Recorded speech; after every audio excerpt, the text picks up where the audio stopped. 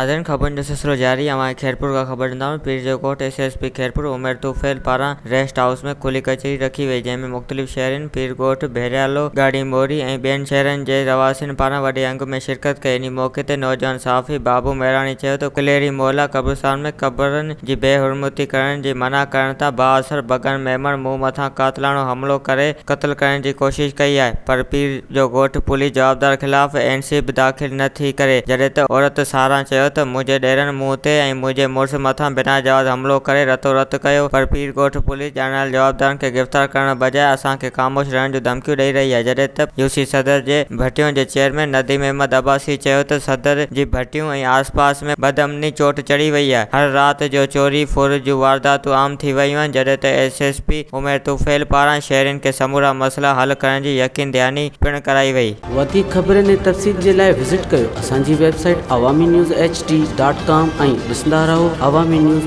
HD।